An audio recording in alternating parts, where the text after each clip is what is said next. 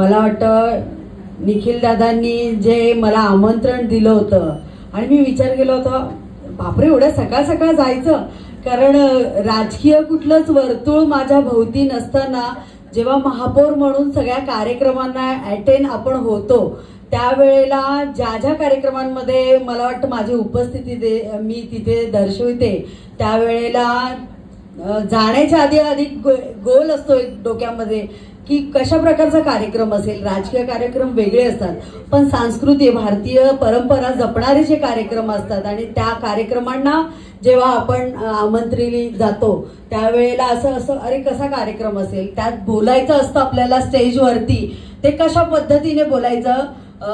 Amruta madam तुम्हाला खरंच सांगते की म्हणजे मी सतत माझ्या भाषणामध्ये किंवा बोलत असते की माझं राजकीय वर्तुळ कुठलंच नाहीये आणि स्टेजवर बोलताना याच्यापूर्वी म्हणजे आज मी 45 वर्षाची आहे आणि 45 वर्षाच्या कारकिर्दीत आज एवढ्या सगळ्या ठाणेकरांसमोर मला बोलताना आज मी इतक्या कॉन्फिडन्सली बोलतेय.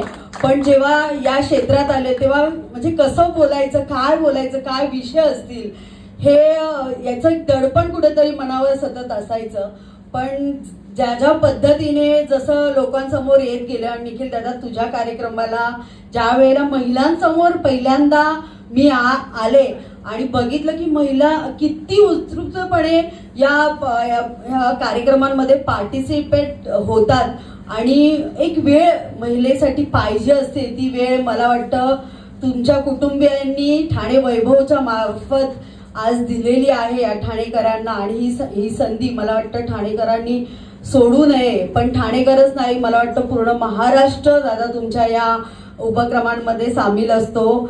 मी एवढंच म्हणेन की असेच अनेक कार्यक्रम आपल्या ठाणे शहराची परंपरा जपत तुम्ही पुढे जावत आणि ही शुभेच्छा तुम्हाला मी देते आणि इथेच थांबते. जय हिंद, जय महाराष्ट्र. धन्यवाद.